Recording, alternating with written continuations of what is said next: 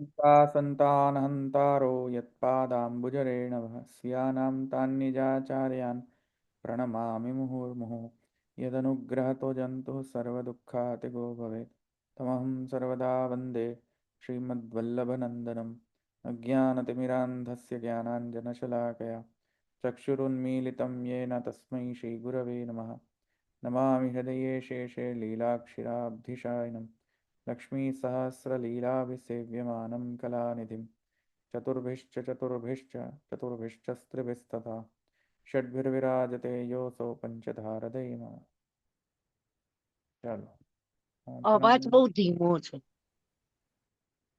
અવાજ બરાબર છે મેક્સિમમ છે મારો અવાજ બરાબર સંભળાય છે ધવલભાઈ. વોલ્યુમ બધાને સંભળાય બરાબર. વોલ્યુમ મોટો કરો તમારો. ચલો આપણે ક્યાં આવ્યા હતા? બોલો જલ્દીથી બોલો, ક્યાંથી લેવાનું છે આગળ?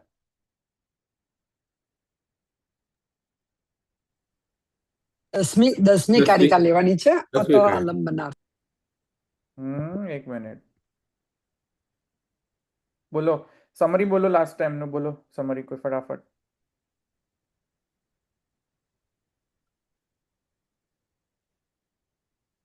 ચલો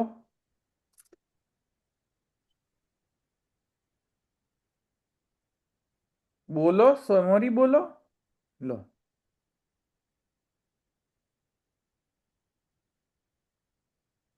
બોલો કોઈ. આપણે કારિકા 7 ને 8 જોઈ હતી ને લાસ્ટ ટાઈમ. હા બોલો. એટલે કારિકા 6 સુધી પાદોનું પ્રયોજન હતું અને કારિકા 7 થી પાદાર્થ કે છે. 7 ને 8માં આપણે 7માં એ જોયું કે તો બ્રહ્મવિદ કાર્યમ જીવિત પૂર્વમ ઉચ્યતે. એટલે જે બ્રહ્મજ્ઞાની છે એને જીવન અવસ્થા છે, તો એ જીવન અવસ્થા એટલે જીવત કહ્યું તો એને શું ઇતિ કર્તવ્ય છે એનું નિરૂપણ કર્યું. અને એ કઈ રીતે કર્યું તેની આવૃત્તિ કહ્યું. આવૃત્તિ શ્રવણાદિનામ નવ કૃત્ય ઉપદેશક. એ આવૃત્તિ કઈ રીતે કહી તો 3 રીતે કહ્યું. એના માટે તત્ર ગમકમ હેતુ ત્રયમ. 3 હેતુ કયા? એક તો શ્રુતિ, કે શ્રુતિમાં જે નવકૃત્યોપદેશત, જે છાંદોગ્ય ઉપનિષદમાં જે આરુણી ઋષિએ શ્વેતકેતુને જે 9 વખત ઉપદેશ આપ્યો. બીજી સ્મૃતિ. સ્મૃતિમાં એમાં લિંગાત રીતે કહ્યું કે અહીં જે આ જ અધિકરણ છે ને એની પર લિંગાત સૂત્ર પણ છે, એ પણ એની સ્મૃતિ છે. અને બીજું લોકમાં કહ્યું કે તો આ લોકની અંદર વિહ્ય અવઘાતવત, એટલે કે જેમ લોકમાં ડાંગરમાંથી ચોખા કરવા માટે વારંવાર ખાંડવી પડે છે, એવી રીતે આની વારંવાર આવૃત્તિ કરવી પડે છે. એટલે એ લોક પ્રમાણે કહ્યું. એટલે આ રીતે 3 પ્રકારે જે તત્ર ગમકમ હેતુમ કહ્યું એ રીતે કહ્યું. બરાબર, સરસ. એટલે બ્રહ્મજ્ઞાની ને બ્રહ્મજ્ઞાન પ્રાપ્ત થાય તત્પશ્ચાત જીવિત અવસ્થા, મરણ અવસ્થાના દરમિયાન, મરણ અવસ્થા તત્પશ્ચાત અને ફલ પ્રાપ્ત કરવા સુધીની જે આખી જર્ની છે એની, તે પ્રમાણે આખો 4th અધ્યાયનો પાદનો સ્ટ્રક્ચર જે છે એ અહીંયા અધ્યાયનો સ્ટ્રક્ચર નિહિત કરવામાં આવ્યો છે, એ આપણે સમજ્યા. પ્રથમ જે પાદ છે અધ્યાયની અંતર્ગત, જે બ્રહ્મજ્ઞાની જીવિત અવસ્થામાં છે પણ હજુ સુધી એને પરમ ફલ પ્રાપ્તિ નથી થઈ, તેના માટેની ઇતિ કર્તવ્યતા, એને શું કરવું જીવન દરમિયાન, તેના અંતર્ગત આપણે ગઈ વખતે આ બધું જોયું કે તેને કન્ટિન્યુઅસલી શ્રવણ, કીર્તન, મનન, નિધિધ્યાસન આ રિપીટેડલી એને કરવું જોઈશે. બરાબર, આ ગઈ વખતે જોયું હતું. કેમ રિપીટેડલી કરવું જ પડશે એ સ્મૃતિ, શ્રુતિ અને લોક એના એક્ઝામ્પલથી આપણે જોઈ લીધું. બરાબર છે. દ્વિતીય પાદ કોના માટે છે? દ્વિતીય પાદ કે જે બ્રહ્મજ્ઞાની છે, હવે બ્રહ્મજ્ઞાન પ્રાપ્ત કર્યું પૂરા જીવન દરમિયાન, હવે મરણાવસ્થામાં છે, તો ત્યાં એની ગતિ શું થશે? હવે ઉત્ક્રાંતિ કરશે કે અધોગતિ થશે કે અર્ચી માર્ગ દ્વારા જશે કે ધૂમ માર્ગ દ્વારા જશે? શું ગતિ થશે? ઉપરથી એમાં પણ પુષ્ટિ માર્ગીય જે ભક્ત છે તેની મરણાવસ્થા વખતે શું ગતિ થશે? બરાબર, એની ચર્ચા દ્વિતીય પાદમાં. અને તૃતીય પાદની અંદર કે જે બ્રહ્મજ્ઞાની અથવા તો પુષ્ટિમાર્ગીય ભક્ત તે મરણાનંતર, મર્યા પછી, દેહ છોડ્યા અનંતર એનું શું થાય છે? પુરુષોત્તમમાં લય થાય છે, અક્ષર બ્રહ્મમાં લય થાય છે, કે વિવિધ પ્રકારના જે સત્ય લોક ઇત્યાદિ લોક છે તેમાં એમની ગતિ થાય છે, ઉત્ક્રાંતિ થતી થતી શું થાય છે? એ તૃતીય પાદમાં વર્ણ્ય વિષય. અને ચતુર્થ પાદની અંતર્ગત ફલ, પરમ ફલની પ્રાપ્તિ કઈ રીતે છે? જ્ઞાનીનો પરમ ફલ શું? કર્મ માર્ગીનો પરમ ફલ શું? ભક્તિ માર્ગીય જેમાં પણ પુષ્ટિ ભક્તિ માર્ગનો જે પરમ ફલ શું? આવી રીતેનું આખું સ્ટ્રક્ચર છે એનું, જે ચતુર્થ અધ્યાયનું સ્ટ્રક્ચર આવી રીતે કરેલું છે. બરાબર, એમાં સુધીની કારિકાઓ કેટલા સુધી થઈ હતી?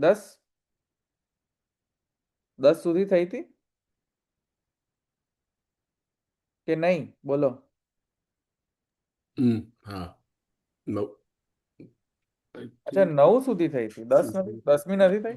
ના, નથી થઈ. તો 10મી લઈ લઈએ. ચાલો શેર કરું. ત્યાં સુધી આવ્યા છે આપણે આલંબનાર્થમ. આ છે ને? હા. આલંબનાર્થમ તત્રાપી બ્રહ્મદ્રષ્ટિર વિશિષ્યતે આદિત્યાદિ બ્રહ્મદ્રષ્ટેર અંગત્વમ ન સ્વતંત્રતા. ખ્યાલ આવ્યો? બેકગ્રાઉન્ડ ખ્યાલ આવ્યો? હા, હવે આલંબનાર્થમ તત્રાપી બ્રહ્મદ્રષ્ટિર વિશિષ્યતે આદિત્યાદિ બ્રહ્મદ્રષ્ટેર અંગત્વમ ન સ્વતંત્રતા. હવે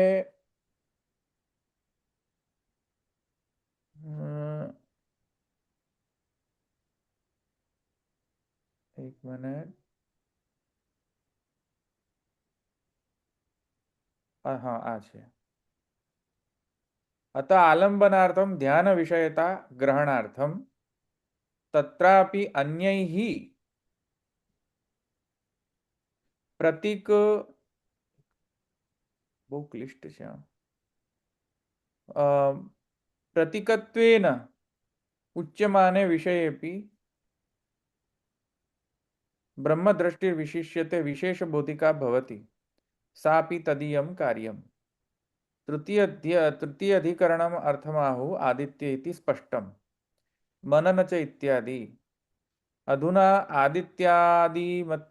આદિત્યાદિ ઉપાસનેન આદિત્યાદિભિઃ ફલદ્વારા માહાત્મ્ય પ્રતિપાદનેન ભક્તિ દ્વારા મનને.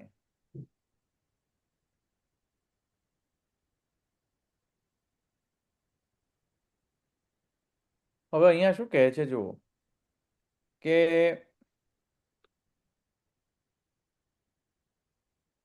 પહેલા શું કરવાનું કહ્યું? શ્રવણ કીર્તન બધાનું આવૃત્તિ કરો, રિપીટિશન કરો. અને પછી શું કરવાનું કહ્યું? કેવું જ્ઞાન પ્રાપ્ત કરો? શ્રવણ કીર્તન મનન નિધિધ્યાસન થી કેવું જ્ઞાન પ્રાપ્ત કરો? કેવું જ્ઞાન? બ્રહ્મ જ્ઞાન. બરાબર, બ્રહ્મ જ્ઞાન.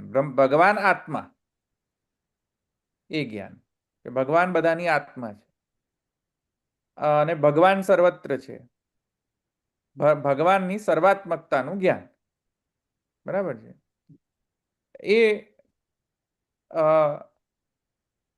પછી એમણે કહ્યું કે પ્રતિકોપાસના અને કર્મ માર્ગીય જે છે તેનાથી ભક્તિ નથી સિદ્ધ થતી. મેં તમને સમજાવ્યું હતું ને કેમ નથી ભક્તિ સિદ્ધ થતી ગઈ વખતે. બરાબર.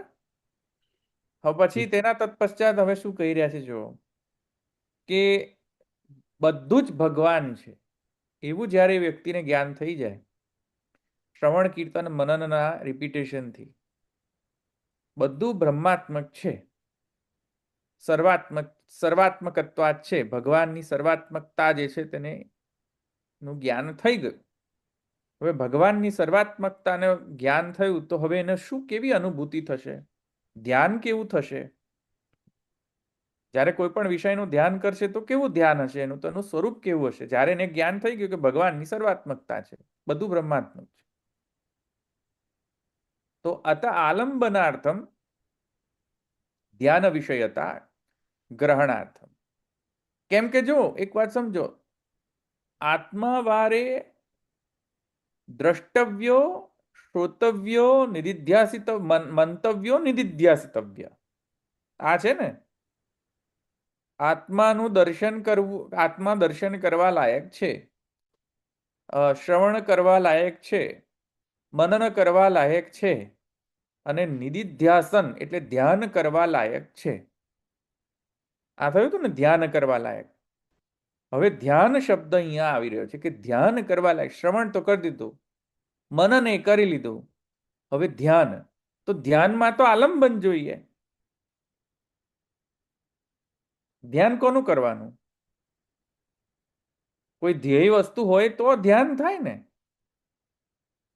બરાબર કે નહીં? હું શું કહું છું, સમજાય છે? ધ્યાન કોનું કરવાનું? There has to be an object, આલંબન જોઈએ છે ઓબ્જેક્ટ ઓફ મેડિટેશન. ધ્યાન માટે. હા, without an object how can you meditate upon? You need something to meditate upon. Concentration કેવી રીતે કરશો? બરાબર કે નહીં? સો કોન્સન્ટ્રેશન માટે આલંબન. જો આલંબન એટલે ઓબ્જેક્ટ જેની ઉપર આ ક્રિયા થઈ રહી છે ને આલંબન કહેવાય. તો ઓબ્જેક્ટ ઓફ મેડિટેશન જે છે એમ કહી રહ્યા હતા આલંબનાર્થમ ધ્યાન વિષયતા ગ્રહણાર્થમ. કોઈ વાંધો નથી. સો વી આર ડુઈંગ ધ્યાન, વી આર ડુઈંગ ધેટ. બ્રહ્મજ્ઞાની જે છે, હવે બ્રહ્મજ્ઞાની ધ્યાન કરે, પણ ધ્યાન માટે તો આલંબન જોઈએ. ઠીક છે, તો આલંબન કરે. તો આલંબન જ્યારે કરશે તો કોઈ પ્રતીકનું આલંબન કરીને ધ્યાન કરશે. રેપ્રેઝન્ટેટિવ ઓફ બ્રહ્મન, જેવી રીતે આપણે ભક્તિ માર્ગીઓ જે છે એ મૂર્તિના આલંબનથી ઉપાસના કરતા હોઈએ છીએ, બરાબર? પૂજા માર્ગીએ કે ઉપાસના માર્ગીએ કે મંત્રોપાસના માર્ગી વગેરે વગેરે. તો પ્રતીક ની જ્યારે ધ્યાન કરીએ તો શું સમજીને ધ્યાન કરવું? ઓબ્જેક્ટ રીતે ધ્યાન કરવું કે ઓબ્જેક્ટ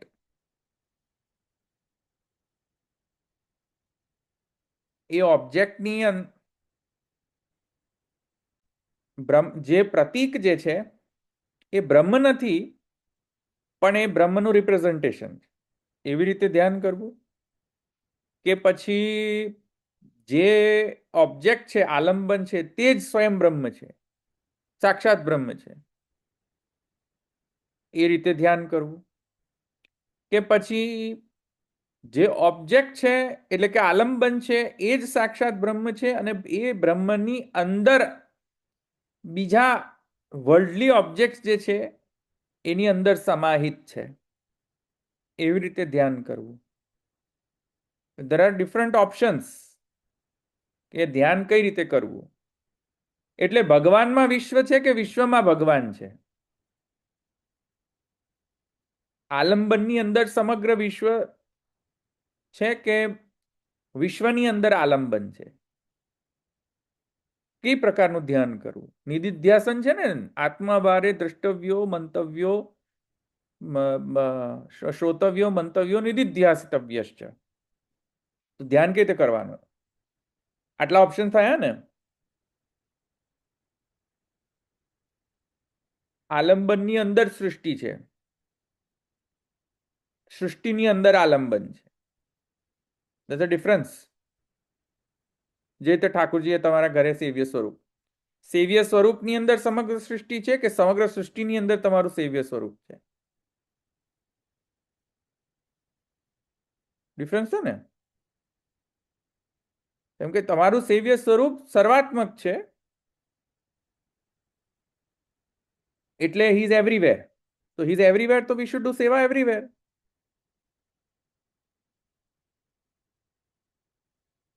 તો ધ્યાન ક્યાં કરવું? એવરીવેરમાં કરવું કે આલંબનમાં કરવું? આલંબનમાં કરવું. ક્વેશ્ચન થયો ને આ? ભગવાન જો સર્વાત્મક હોય તો ધ્યાન સર્વમાં કરવું કે ભગવાનમાં કરવું? પણ બ્રહ્મનું જ્ઞાન જ્યારે થયું ત્યારે એને તો એવું છે કે સર્વ બ્રહ્માત્મક છે, હમ રાઈટ? એ સ્ટેજ આવશે, પણ પછી એને ધ્યાન કરવું હશે હમ તો એને અધર વે રાઉન્ડ કરવું પડશે, તો પછી એવું થશે ને. હા, એટલે એ જ ક્વેશ્ચન છે ને. અત આલંબનાર્થમ ધ્યાન વિષયતા ગ્રહણાર્થમ તત્રાપि અન્યૈઃ પ્રતિક. અવાજ આવે છે ભાઈ, કોઈ કઈ જોઈને મ્યુટ કરો. એક મિનિટ, હું મ્યુટ કરી દઉં.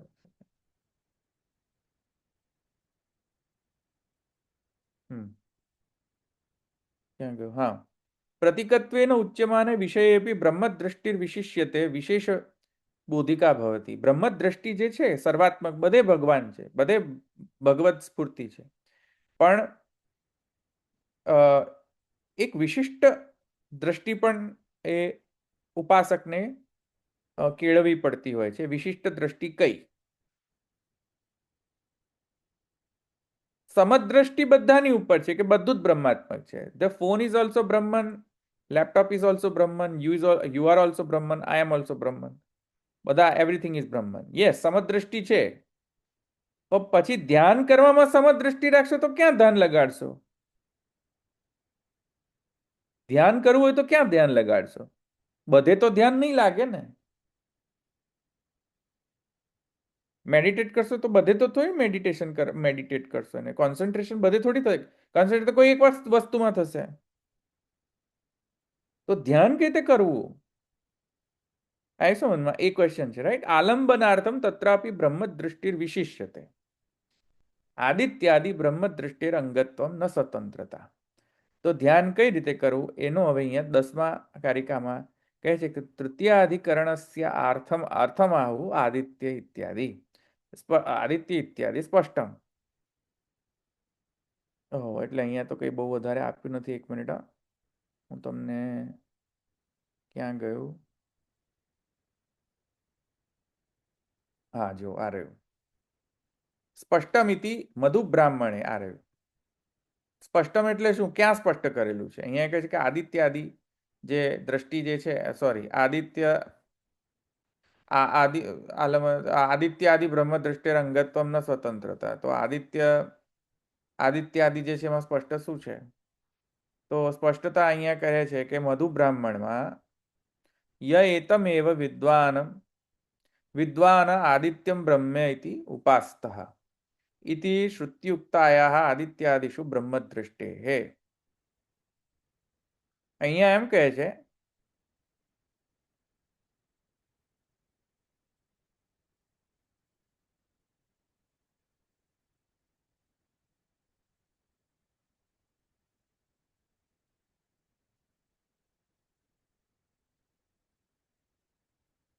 અંગત્વમ. એક મિનિટ, આદિત્યાદિ બ્રહ્મદૃષ્ટેઃ અંગત્વમ ન સ્વતંત્રતા. બરાબર, અહીંયા ક્યાં ગયું એનું? અધુના આદિત્યાદિ આદિત્યાદિ ઉપાસનેન આદિત્યાદિભિઃ ફલદાન દ્વારા માહાત્મ્ય પ્રતિપાદનેન ભક્તિ દ્વારા મનને. અને અહીંયા હા, તો મધુ બ્રાહ્મણની અંદર જો કહે છે ય એતમેવ વિદ્વાન આદિત્યમ બ્રહ્મ ઇતિ ઉપાસ્ત ઇતિ શ્રુત્યુક્તાયા આદિત્યાદિષુ બ્રહ્મદૃષ્ટેઃ અંગત્વમિતિ નત્વા આદિત્યો બ્રહ્માંગમિતિ ન બ્રહ્મેતિ.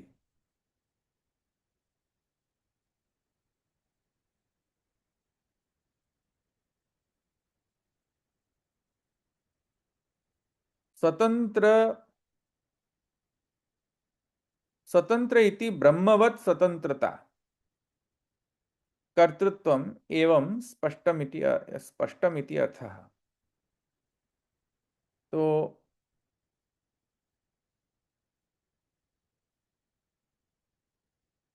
જરા અંદર જુઓ તો કે આદિત્ય બ્રહ્મદ્રષ્ટિ અંગત્વમ ન સ્વતંત્રતા ન કોની સાથે જોડ્યો છે જરા આપ એની પર વિવેચના, કારણ કે અહીંયા સ્પષ્ટ નથી થઈ રહ્યું. એક મિનિટ, અંદર જુઓ તો ન કોની જોડે જોડાઈ રહ્યું છે? સ્વતંત્રતા સાથે જોડાઈ રહ્યું છે કે અંગત્વમ સાથે જોડાઈ રહ્યું છે? જુઓ તો.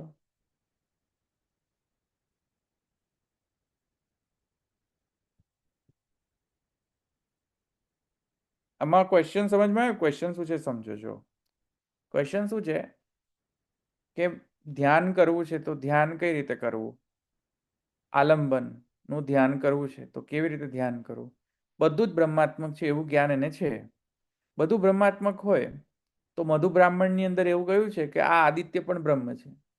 અન્નમ બ્રહ્મેતિ વ્યજાનાત, મનો બ્રહ્મેતિ વ્યજા, મન પણ બ્રહ્મ છે, અન્ન બ્રહ્મ છે, આદિત્ય બ્રહ્મ છે, ચંદ્ર બ્રહ્મ છે, સૂર્ય બ્રહ્મ છે, સર્વ કંઈ બ્રહ્મ છે.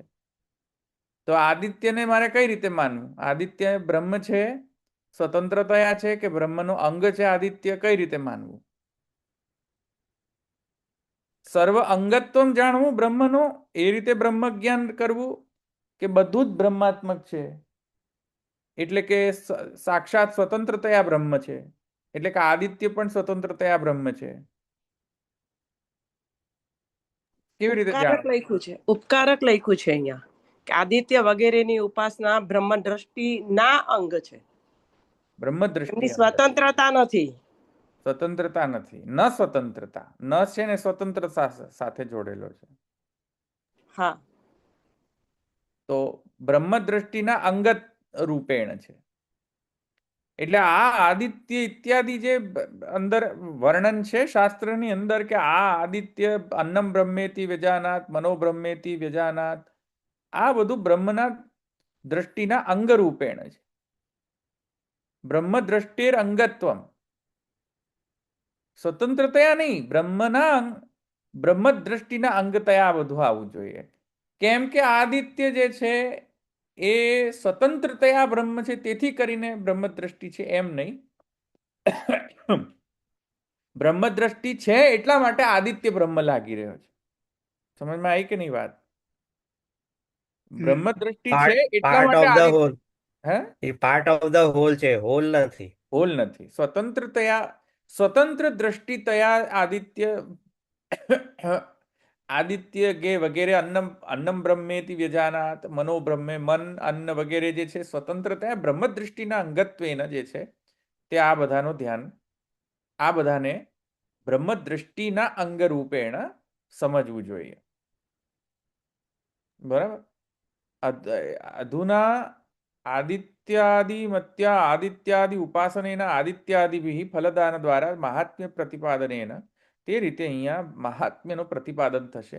એટલે કે જે સ્વરૂપની તમે સેવા કરી રહ્યા છો એ સ્વરૂપના અંતર્ગત જેવી રીતે વિરાટ પુરુષના અંગની અંદર તત્તદ અંગની પ્રત્યંગની ભાવના કરવામાં આવે છે કે ચક્ષુ સૂર્યો અજાયત, ઇન્દ્ર શું છે? ચક્ષુ સૂર્યો અજાયત, ઇન્દ્રશ્ચ પ્રાણાદ વાયુરજાયત.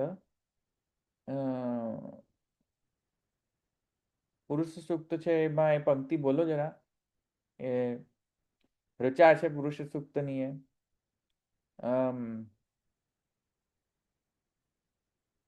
બાહુ રાજન્ય કૃત ઉરુ યદસ્ય યદ્વૈશ્ય પદ્ભ્યામ શૂદ્રો અજાયત, મુખાત ઇન્દ્રશ્ચ અગ્નિશ્ચ પ્રાણાદ વાયુરજાયત, ચક્ષુ સૂર્યો અજાયત. જે વિરાટ પુરુષની જે ચક્ષુઓ છે એમાંથી સૂર્યોત્પત્તિ અથવા તો આ આદિત્યોત્પત્તિ થઈ, અથવા પદ્ભ્યામ શુદ્રો અજાયત ઇત્યાદિ, શુદ્રાદિ દેવતા જે વર્ણ દેવતા જે છે, બ્રહ્મ દેવતા ઇત્યાદિ દેવતાની ઉત્પત્તિ. અચ્છા, બાહુ રાજન્ય કૃત, ક્ષત્ર દેવતા જે છે એ ક્ષત્ર દેવતાની ઉત્પત્તિ વિરાટ પુરુષના બાહુમાંથી છે. તો આ જે પ્રકારની બ્રહ્મ દ્રષ્ટિ છે કે પોતાના સેવ્ય સ્વરૂપની અંદર સમગ્ર વિશ્વના જે પણ દેવ દેવતા ઇત્યાદિ સમગ્ર જે સર્વત્ર જે છે એ સર્વની દૃષ્ટિ જે છે પોતાના સેવ્ય સ્વરૂપમાં રાખવી. આ જે બ્રહ્મ દ્રષ્ટિ જે છે એ અહીંયા કેળવવાનું કહ્યું છે કે આ આવી બ્રહ્મ પોતાના સેવ્ય સ્વરૂપમાં સમગ્રતાની અનુભૂતિ કરો. આદિત્યાદિ બ્રહ્મ દ્રષ્ટિ અંગત્વ ન સ્વતંત્રતા. ત્યાં સમજમાં આવ્યું? તો ભક્તિ ઉત્પન્ન થશે. સર્વત્ર બ્રહ્મ દ્રષ્ટિ અને તમારા સેવ્ય સ્વરૂપમાં સર્વ દ્રષ્ટિ, સર્વરૂપ દ્રષ્ટિ. There is a difference. બધે બ્રહ્મ છે એક દ્રષ્ટિ, તમારા સેવ્ય સ્વરૂપની અંદર સર્વ વિશ્વ છે એ બીજી દૃષ્ટિ. એક ભક્તિ ત્યાં છે, જ્ઞાન ત્યાં છે, એવું થશે. જ્ઞાન તયા છે. અહીંયા લખ્યું છે પ્રદીપમાં સરસ લખ્યું છે કઈ આદિત્યાદિ બ્રહ્મ દ્રષ્ટિ એટલે આદિત્યાદિ બ્રહ્મત્વેન ઉપાસનસ્ય, અને ન સ્વતંત્રમાં લખ્યું છે સ્વાતંત્ર્યેણ ન મુખ્ય ફલ સાધકતા. હમ હમ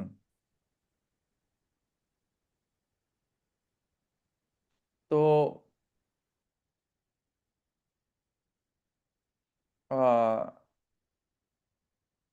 સમજમાં આવ્યું કે નહીં? એટલે તમારા સેવ્ય સ્વરૂપમાં સર્વનો ધ્યાન ધરવું. સેવ્ય સ્વરૂપ બ્રહ્મનું ધ્યાન કરવાનો અંગ હોવો જોઈએ. વિશ્વનું ધ્યાન કરવામાં બ્રહ્મ અંગ ન બનવો જોઈએ. તો આ અહીંયા કહેવામાં આવી રહ્યું છે કે નિધિધ્યાસે, હવે અહીંયા કહી રહ્યા છે કે નિધિધ્યાસ જે છે એ શબ્દની અંદર ધય ધાતુ આવે છે. ધય છે ને, તો આ જે ધાતુ જે છે ભાવ પરક છે આ. તો નિધિધ્યાસને ચ વિશેષો ભગવતો બહિરંત પ્રાકટ્ય રૂપશ્ચ ઉચ્યતે.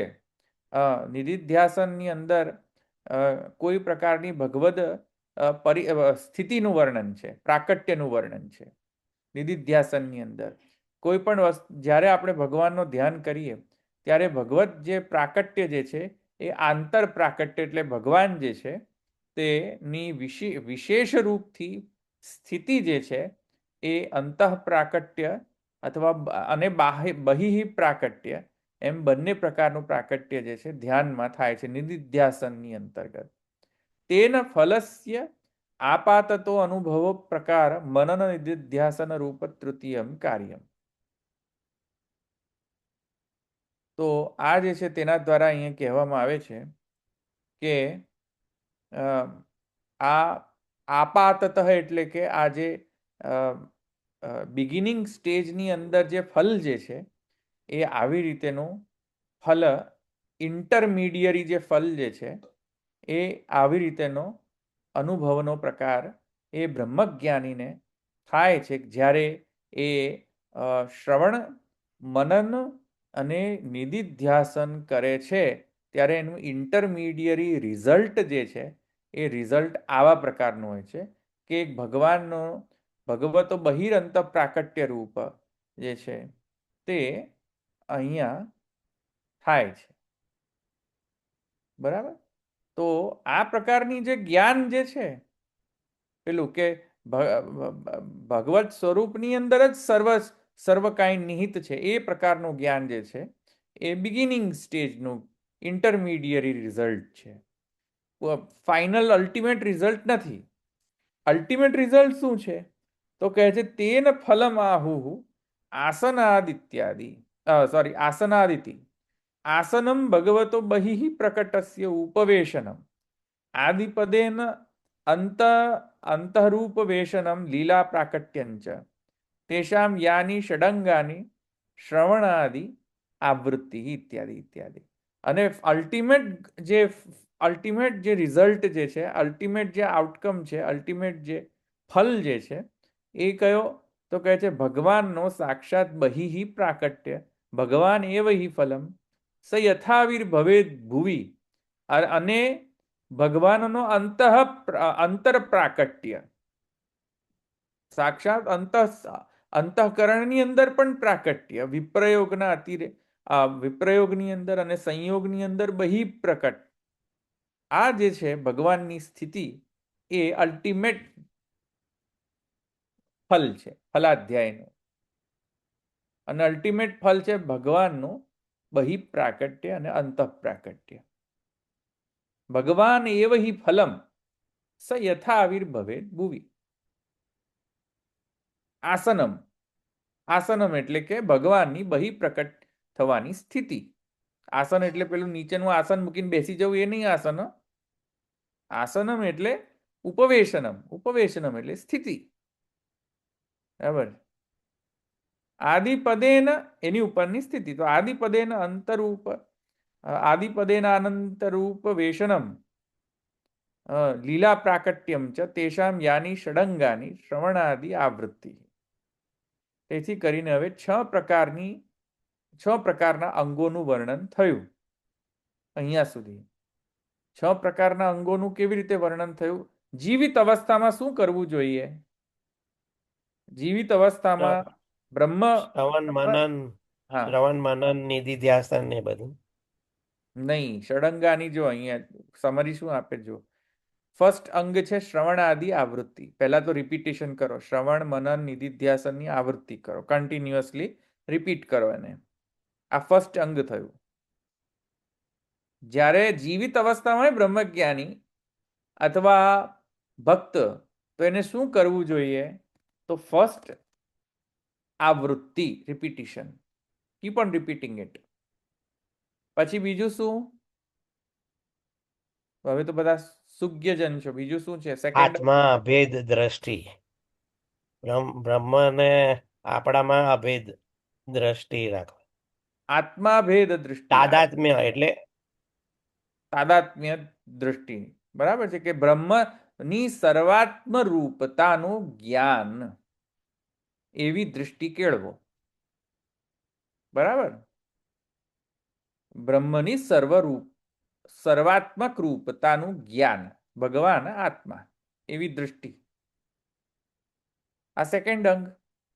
પછી શું છે? તથા ગ્રાહણમ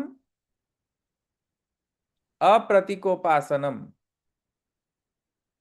પછી આત્મા ભેદ દૃષ્ટિ પછી શું થયું? બોલો.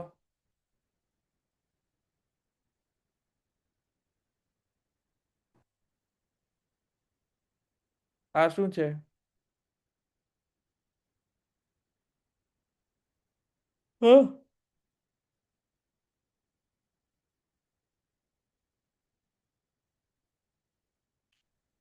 બોલો. આત્મા ભેદ દૃષ્ટિ, આત્મા ભેદ દૃષ્ટિ તથા ગ્રાહનમ ગ્રહણમ અપ્રતિકોપાસનમ. અપ્રતિકોપાસનમ એટલે ગ્રહણમ અપ્રતિકોપાસનમ. મેં સમજાયું હતું તમને. કર્મમાર્ગીય અને પ્રતિકોપાસનાની અંદર શું પ્રોબ્લેમ થાય છે? ગુણોપસંહારનું ને એ બધું સમજાવેલું ને.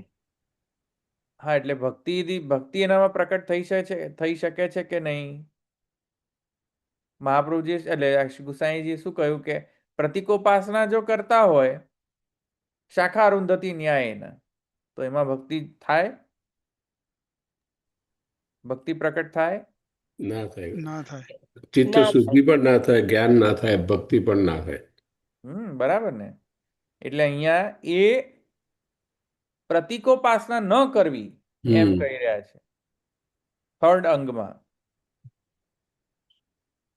પ્રતિકોપાસના નહીં કરો કે this is not Brahman, but I am treating this particular thing as Brahman. એવી રીતે સેવ્ય સ્વરૂપ પ્રતીક નથી, સાક્ષાત બ્રહ્મ છે. તો પ્રતીક હોય સેવ્ય સ્વરૂપ તો ભક્તિ જ નહીં થાય. આ સમજમાં આવ્યું કે નહીં? એટલે અપ્રતિકોપાસનમ, આવી રીતે ઉપાસના નહીં કરો. સાક્ષાત દૃષ્ટિ રાખો. સાક્ષાત જે પણ સેવ્ય સ્વરૂપ છે એમાં સાક્ષાત દૃષ્ટિ હોવી જોઈએ. બરાબર. અચ્છા, પછી બીજું શું? કેટલા થયા? ચોથું આવ્યું ને? ચોથું કે પાંચમું શું છે? ચોથું આવ્યું. સર્વત્ર બ્રહ્મ દૃષ્ટિ. સર્વત્ર બ્રહ્મ દૃષ્ટિ એ તો આપણે બધાને ખ્યાલ છે. પછી ગ્રહણમ એટલે ધવલભાઈ, ગ્રહણમ એટલે શું? આ જે છે ને આ કર્મોપાસનાની અંદર મેં લીધું હતું ને જો ગ્રહણમ જુદું ને, ગ્રહણમ જુદું ને, એ હા ત્રીજું જુદું ગ્રહણમ. હા જુદું છે ને જો અહીંયા હમ, અહીંયા છે ક્યાં ગયું હમ. એમાં ભેદ દ્રષ્ટિ તથા ગ્રહણમ. તદ આપાતતો દર્શનમ ઇતિ બોધ્યતે ભગવત સર્વાત્મકત્વાत् ભગવાન આત્મા આ થઈ ગયું હમ, પછી આપાતત ભગવત સર્વાત્મકત્વાत् સર્વરૂપત્વાદ આત્મા વગેરે વગેરે આત્મસૂત્ર વગેરે આત્મા ભેદેન દર્શનમ પછી અપિશબ્દાધિકારમ આત્મોપદેશમ દ્વિતીયમ બ્રહ્મવિદ કાર્યમ ચ અને પ્રતિકમ યેશાન પ્રતિકોપાસના આદિ પદાર્થ કર્મ માર્ગીય છે એટલે કર્મ માર્ગીય પ્રમાણે પણ નહીં જવું કર્મ માર્ગીય પ્રમાણે નહીં જવું અને પ્રતિકોપાસના પ્રમાણે પણ નહીં જવું આ છે અર્થ હમ. બરાબર તો બંને પ્રમાણે નહીં જવું અહીંયા નહીં તો ભક્તિ નહીં થાય બરાબર એટલે આ સર્વત્ર બ્રહ્મ દૃષ્ટિ તત્પશ્ચાત સર્વત્ર બ્રહ્મ દૃષ્ટિ રાખો અને પછી જે આદિત્યાદિશુ અંગ બુદ્ધિશ્ચ આદિત્ય વગેરે જે છે અન્નમ બ્રહ્મેતિ વેજાનાત પ્રાણો બ્રહ્મે આ બધી વિભૂતિ છે મેં તમને કહ્યું હતું ને વિભૂતિનો ઉપનિષદની અંદર તૈત્રીય ઉપનિષદની અંદર વિભૂતિ અન્નમ બ્રહ્મેતિ વેજાનાત પ્રાણો બ્રહ્મેતિ વેજાનાત પ્રાણ બ્રહ્મ છે અન્ન બ્રહ્મ છે તેજ બ્રહ્મ છે અગ્નિ બ્રહ્મ છે વાયુ બ્રહ્મ છે આદિત્ય બ્રહ્મ છે તો આ બધી વિભૂતિ છે અંગ છે બ્રહ્મના અને જ્યારે આનંદ બ્રહ્મેતિ વેજાનાત કહે છે ત્યારે શું સમજવું સમજાયું હતું ને મેં અન્નમ બ્રહ્મેતિ વેજાનાત વિભૂતિ પરક પણ આનંદો બ્રહ્મેતિ વેજાનાત કહે ત્યારે સાક્ષાત પરબ્રહ્મ છે. સાક્ષાત પરબ્રહ્મનો આ જોયું હતું ને આપણે હમ. આનંદમયો ભ્યાસાતની અંદર પણ. આનંદમય અધિકરણમાં હા આનંદમયાધિકરણની અંદર જોયું હતું કે આનંદ શબ્દ જે સાક્ષાત પરબ્રહ્મવાચી શબ્દ છે એ અંગ બુદ્ધિ ન થાય ત્યાં પછી કે આ આનંદને પણ અંગ બનાવી દો આનંદને અંગ ન બનાવે સાક્ષાત બ્રહ્મ આનંદ છે તો આનંદ અંગ ન બને મય પ્રાચુર્ય છે. મય જે છે પ્રાચુર્ય છે. મય મયટ એટલે પ્રત્યે પ્રાચુર્યાત્મક પ્રાચુર્ય. તો આદિત્યાદિ જે છે એ જે બધી અંગ બુદ્ધિ છે હમ. બરાબર પણ બીજાને અંગ બુદ્ધિ આનંદને અંગ બુદ્ધિ ન ગણાય આનંદ તો સાક્ષાત આત્મા છે સાક્ષાત પરબ્રહ્મ છે આનંદ સો આટલું આ 6 અંગ પ્રમાણે જો ઉપાસક જે છે એ જીવન દરમિયાન જીવન વ્યાપન કરે તો આ બ્રહ્મજ્ઞાનીને ઉત્તમ ફલ પ્રાપ્ત થઈ શકે છે બરાબર ફલ પ્રકરણ છે ને એટલા માટે 6 કોમ્પોનેન્ટ્સ કયા ને મેં તમને બરાબર તો આસનાદિષુ ષડંગૈસ્તુ ચિત્તમ શ્રોતાર્થમ એવહિ આ થઈ ગયું 11મો પણ અહીંયા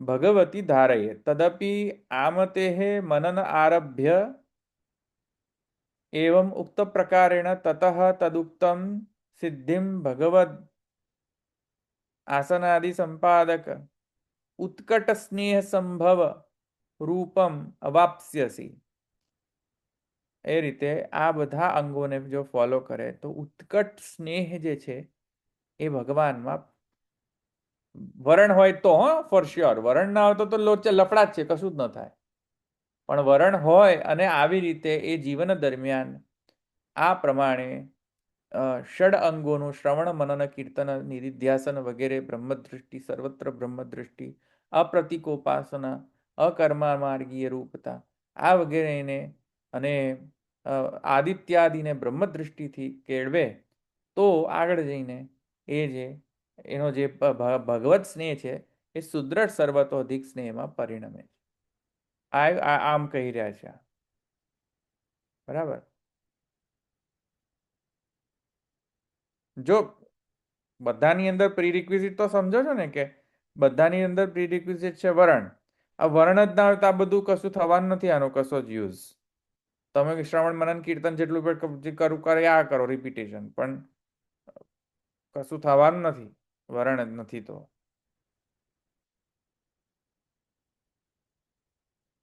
અહીંયા કોઈ છે ક્વેશ્ચન?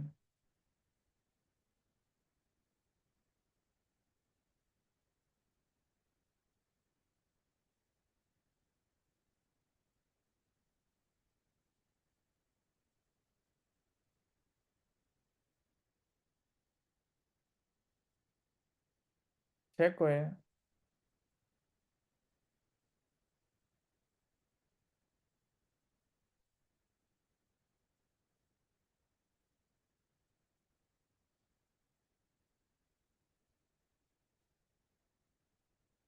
બોલો, કોઈને છે ક્વેશ્ચન?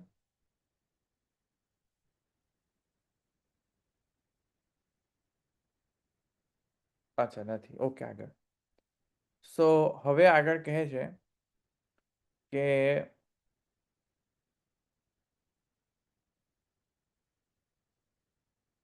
આપણે 13માં આવે ને,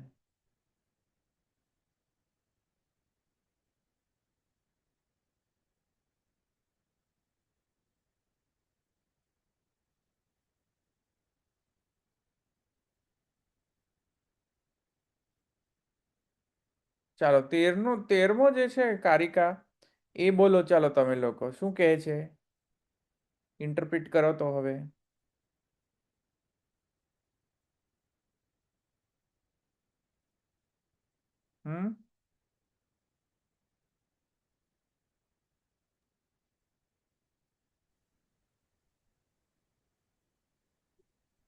આ છે ને 13મો, બોલો ચાલો.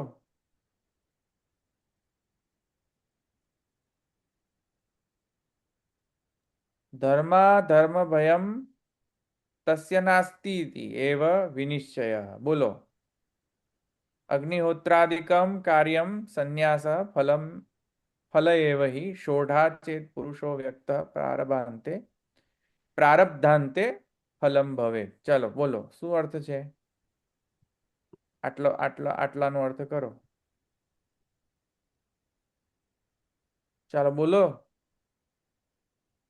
ગુજરાતી ભાષામાં તો બોલી દો.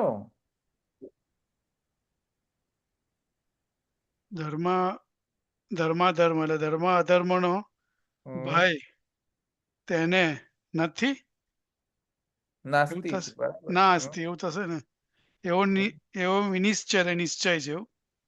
પરફેક્ટ, સરસ. કોના માટે કહી રહ્યા છે? કેવા અધિકારી માટે? બ્રહ્મજ્ઞાની માટે. યસ. હા, શું કહ્યું ભાવનાબેન? જ્ઞાની માટે ને. આઈડિયા જે આપણને કીધું કે પ્રતિક, મને ઈ ધવલભાઈ આ પ્રતિક ઉપાસના જે આપણને કરવાની ના કીધી, ઈ તારા અરુધતી ન્યાય તરીકે લેવાની ને, કે પણ સાક્ષાત કરવાની છે? ઓકે, તો એની જ વાત અહીંયા ચાલે છે. એટલે એવો અધિકારી કે જે નથી કરતો, જેને સાક્ષાત જ ગણે છે સેવ્ય સ્વરૂપને. Okay okay. એવો અધિકારી કે જે આ છ અંગ મેં કહ્યા ને હમણાં, રિપીટિશન કરે, આ વગેરે વગેરે બધું કરે, એવા બધા કરતો હોય એવો અધિકારીને શું હવે પ્રાપ્ત થાય છે? ઇન્ટરમીડિયરી રિઝલ્ટ.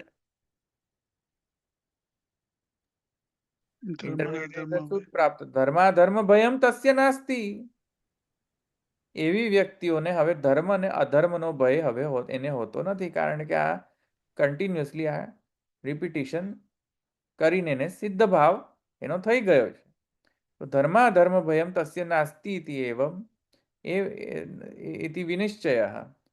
તો પછી આગળ શું કહે છે? ચાલો બોલો. અગ્નિહોત્રાદિકમ કાર્યમ, બોલો. અગ્નિહોત્રાદિક કરવા જોઈએ. તસ્ય અગ્નિહોત્રાદિકમ કાર્ય સંન્યાસ ફલમ એવહિ. એટલે અગ્નિહોત્રાદિ જે યજ્ઞ છે એ કરવો જોઈએ, અને સંન્યાસ ફલ જ છે. ની અંદર ટ્રાન્સલેશનમાં શું લખ્યું છે? તમે વાંચો છો ને? કે આમાં એમ છે કે અગ્નિહોત્રાદિક કરવા જોઈએ, સંન્યાસ ફલમાં જ છે. ફલમાં જ છે. અચ્છા, ફલમાં કેવી રીતે થયું? અહીંયા વિભક્તિ જો એવું લખે છે ધવલભાઈ. હા, ફલમાં જ છે. જ લખે છે એમાં એટલે ફલ જ હા, એ એ છે. તો એવકાર છે ને એટલા માટે. હા. પછી આગળ શોઢા એટલે કોણ? પુરુષની, જો પુરુષ છે. નહીં, શોઢા એટલે કોણ? શોઢા ચેત પુરુષ કરવા- વ્યક્ત. હા, કરવા વાળો થયો. નહીં, શોઢા એટલે શું એમ પૂછું છું. શોઢા ચેત પુરુષો થાય તો બીજા બોલો. શોઢા એટલે શું? ષોડ એટલે 6 પ્રમાણે. હમ. ષોડ હા, છ ષડ કયા? ષડ યજ્ઞ વાત. હા, ષડ છ. અંગ વાળો પુરુષ. નહીં, યજ્ઞ ક્યાંથી આવ્યો અહીંયા? એટલે 6 અવાજ નથી આવતો એમનો. શું છે શોઢાનો મતલબ? હમણાં જ મેં તમને ષડાંગો કહ્યા કે નહીં? હા, ઈ 6 અંગોથી થાય ઈ ને યજ્ઞ. યજ્ઞ નથી વાત થઈ રહી અહીંયા. હા, ઓકે. 6 અંગો ગણાયા તે. 6 અંગો વાળો પુરુષ. હા, એ આપણને અત્યારે 6 અંગ બતાવ્યા ને તમે અત્યારે કે જીવની અવસ્થામાં એટલે શ્રવણ કરવું, રિપીટ કરવું, બ્રહ્મની સર્વત્યાજ્ઞા, જ્ઞાન મેળવવું, પછી પ્રતિક ઉપાસના ન કરવી, સર્વત્ર બ્રહ્મ દ્રષ્ટિ, આ બધા જે તમે બતાવ્યા ઈ. તો એ જે શોઢા, એને શોઢા કહેવાય. 6 અંગ વાળો પુરુષ.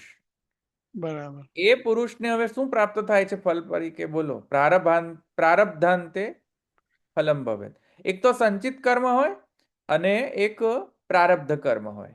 આ સંચિત કર્મ અને પ્રારબ્ધ કર્મનો જ્યારે નાશ થાય, ક્યારે નાશ થાય? જ્યારે આ જે ષડ અંગોનો એ અનુસરણ કરે ત્યારે. તે વખતે જ્યારે આ પ્રારબ્ધ કર્મોનો અંત થાય ત્યારે એને મુખ્ય ફલ પછી એને પ્રાપ્ત થઈ જતો હોય છે. કેમ કે જીવિત અવસ્થામાં છે અને જીવિત અવસ્થાની અંદર તેને પૂર્વમાં કરેલા કર્મોનો ઉપભોગ અથવા ભોગ, પાપ આદિ ઇત્યાદિ પાપ પુણ્ય જ્યારે ઝીરો ઇન ન થઈ જાય ત્યાં સુધી પ્રારબ્ધ કર્મ અને સંચિત કર્મ ઇત્યાદિના ફલભોગને તત્પશ્ચાત એને ફલમ ભવે, તેને ફલ પ્રાપ્ત થાય છે. બરાબર. પુણ્ય ફળ એટલે પુરુષોત્તમની પ્રાપ્તિ. ડિફરન્ટ ટાઈપ્સ ઓફ ફલ અહીંયા. એ હવે અહીંયા આગળ કહે છે કે કયા પ્રકારના અધિકારીને કયા પ્રકારનું ફલ મળે છે. પણ અત્યારે તો આપણે છે ને ખાલી અધિકરણનો મેઇન જે મુખ્ય હેતુ છે એ જ આપણે જોઈ રહ્યા છે. હજુ તો આપણે દરેકે દરેક સૂત્રની અંદર આપણે એને ડીપર એનાલિસિસ કરીશું આપણે. અચ્છા, એટલે હવે આટલું તો થયું. હવે અહીંયા કહી રહ્યા છે એતાવાન પ્રથમે પાદે નિર્ણય સૂત્રકૃત દ્વિતીયે મ્રિયમાણસ્ય સર્વેન્દ્રિય લય પુરા. હવે આ જે પ્રથમ પાદની અંદર તો કેવા બ્રહ્મ જ્ઞાનીનું વર્ણન કર્યું? પ્રથમ પાદની અંદર જીવત. હવે દ્વિતીય પાદની અંદર મ્રિયમાણ એટલે મરી રહ્યો જે છે. હવે દેહ હવે એનો જઈ રહ્યો છે, દેહ છૂટો પડી રહ્યો છે. તો તે વખતે એની પરિસ્થિતિ કેવી હશે આ બ્રહ્મજ્ઞાનીની? તો તે વખતે એનું આખું જે વર્ણન જે છે એ દ્વિતીય પાદમાં છે. તો દ્વિતીય પાદની અંદર મુખ્ય સાર છે સર્વેન્દ્રિય લય ઇતિ. સર્વ ઇન્દ્રિયોનો લય થાય છે એ વ્યક્તિને જ્યારે એ વ્યક્તિ મરણ પામે છે તે વખતે. તો હવે પ્રશ્ન થાય કે સર્વેન્દ્રિયોનો લય ક્યાં થાય? બરાબર. તો અહીંયા એમ કહે છે કે જે ઉત્તમ અધિકારી છે, એટલે કે પુષ્ટિમાર્ગીય ભક્ત છે, ઉત્તમ અધિકારી પુષ્ટિમાર્ગીય ભક્ત છે, તેનો લય, તેના સર્વ ઇન્દ્રિયોનો લય જે છે એ સર્વ કાંઈ જે છે એ બધું ભગવાનમાં સાક્ષાત પુરુષોત્તમમાં થાય. પુષ્ટિમાર્ગીયસ્ય ભગવતી. આ છે ને, જો સાર શું આવે? પુષ્ટિમાર્ગીયસ્ય ભગવતી. પુષ્ટિમાર્ગીય ભક્તોના સર્વેન્દ્રિયનો લય સાક્ષાત બ્રહ્મની અંદર સાક્ષાત પુરુષોત્તમ ભગવાન શ્રી કૃષ્ણમાં થાય છે. મર્યાદા માર્ગીયસ્ય ભૂતેષુ. મર્યાદા માર્ગીય જે છે તેમના ઇન્દ્રિયોનો લય ભૂતોમાં થાય. તત્ત ભૂતની અંદર તત્ત ઇન્દ્રિયોનો લય થઈ જાય. બરાબર. પ્રાણ વગેરે ઇત્યાદિ જે છે તે વાયુ ઇત્યાદિના ભૂતની અંદર તે તત્પશ્ચાત તત્ત ઇન્દ્રિયો જે જ્યાંથી જે ભૂત વિશેષમાંથી ઇન્દ્રિયો પ્રકટ થઈ હતી, જે માને કે પ્રકૃતિ પુરુષ સમાગમનમાંથી મહત્તત્વના પછી તત્પશ્ચાત અહંકાર, અહંકારના તત્પશ્ચાત જે આકાશ, વાયુ ઇત્યાદિ, તત્પશ્ચાત ઇન્દ્રિયોત્પત્તિ, એ જ્યાંથી ઇન્દ્રિયોત્પત્તિ થઈ તેની તે પાછી જ્યાંથી ઉત્પન્ન થયું ત્યાં જ ભૂતના જે તત્ત જે પ્રધાન પ્રકૃતિના અંતર્ગત અને પુરુષના સમાગમથી જે મહત્તત્વની અંદર પ્રકટ થયું તે પાછું વિલીન થઈ જાય. મર્યાદા માર્ગીયસ્ય ભૂતેષુ. એટલે અક્ષર બ્રહ્મ જ ગણવાનું. હા, અક્ષર બ્રહ્મ બરોબર છે. ઇહેતિ જગન્ય અધિકારીની ઉત્ક્રાંતિ હતી. અને જે જગન્ય અધિકારી છે તેના ઇન્દ્રિયોનો લય નથી થતો, એ ઇન્દ્રિયોનો ઉત્ક્રાંતિ થાય છે. એટલે કે it starts roaming into different lok. ઉપરના લોકોમાં હવે એ જર્ની સ્ટાર્ટ કરશે. ઇન્દ્રિયો લિંગ દેહ સાથે જીવ હવે એની જર્ની સ્ટાર્ટ કરશે. ઉત્ક્રાંતિ. ઉત્ક્રાંતિ એટલે ટુ ગો અપવર્ડ્સ. બરાબર, લય નથી થતો. It has to go through different lok. ના, ઉત્ક્રાંતિ જો જગન્ય અધિકારી હોય તો. બરાબર. અને આ કોની વાત થઈ રહી છે? બ્રહ્મજ્ઞાની નિયમ હોય. પેલા એમની સંસારી જે છે જાયસ્વ મ્રિયસ્વ માર્ગેણ જે પ્રવાહ સૃષ્ટિ છે એના માટે નથી. આ પ્રવાહ સૃષ્ટિ તો અધોગતિ ધૂમ માર્ગેણ જશે. ઉત્ક્રાંતિ નહીં થાય એની. એ તો સમજ્યા ને તમે? તો એ પ્રકારનું અહીંયા વર્ણન છે દ્વિતીય પાદમાં. અને તૃતીય પાદની અંદર જે છે એ ગતિનું વર્ણન છે. બરાબર, કે હવે એ જીવ લિંગદેહ સાથે હવે કયા કયા લોકમાં વિચરણ કરશે, કઈ રીતે બ્રહ્મલોક ઇત્યાદિ, સત્યલોક ઇત્યાદિથી દઈ પછી અક્ષર બ્રહ્મને પ્રાપ્ત કરશે અથવા પુરુષોત્તમને પ્રાપ્ત કરશે. તો એ તૃતીય પાદમાં. અને ચતુર્થ પાદમાં પછી ફાઇનલી અલ્ટિમેટ જે એનો જે ફલ જે છે, યા તો પુરુષોત્તમ પ્રાપ્તિ અથવા અક્ષર બ્રહ્મન પ્રાપ્તિ કે તત્ત લોક પ્રાપ્તિ, અલ્ટિમેટ જે ફલ જે છે એનું વર્ણન ચતુર્થ પાદની અંદર વર્ણન કરવામાં આવેલું છે. આટલે સુધી અહીંયા કેટલે સુધી આવ્યા? 16.5 થઈ ગયા.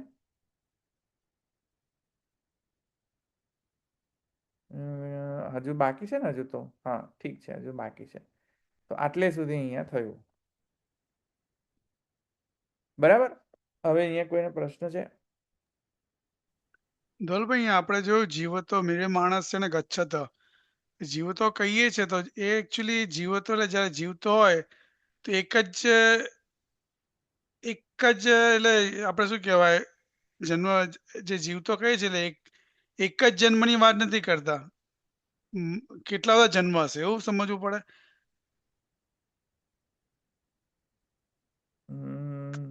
ઓર ઓનલી ધીસ જન્મ એટલે એક જ જન્મની વાત કરે છે. નહીં, આ જન્મની વાત જે જન્મમાં છે તે જ. એ જન્મ એક જ જન્મમાં છે એમ. એની ઇતિ કર્તવ્યતાનું વર્ણન છે. એનું જ. એને શું કરવું જોઈએ.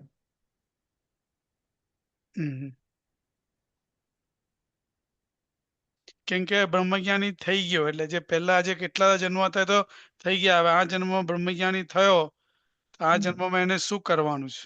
એક્ઝેક્ટલી. ઓકે.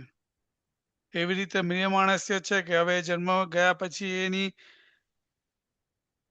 એક જ એટલે એ કેટલી ટાઈમનું ફેક્ટર હોય એમાં નથી હોતો. હું ટાઈમનો ફેક્ટરની વાત કરું છું આમાં.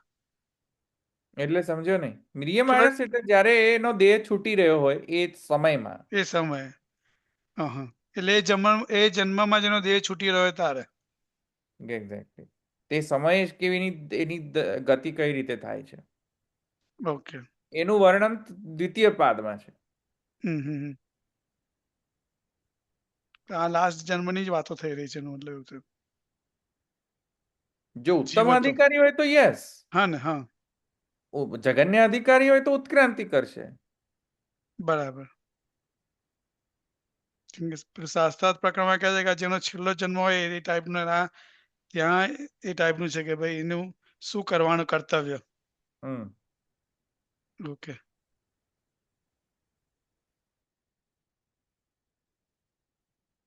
ચાલો બીજા કોઈ?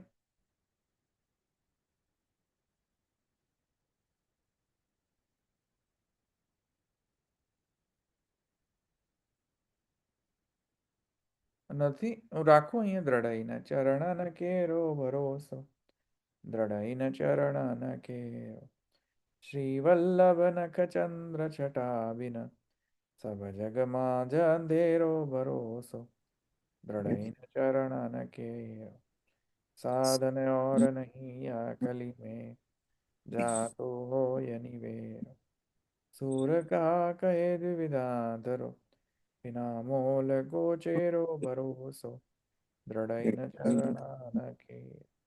श्री वल्लभाधीश की जय। જય શ્રી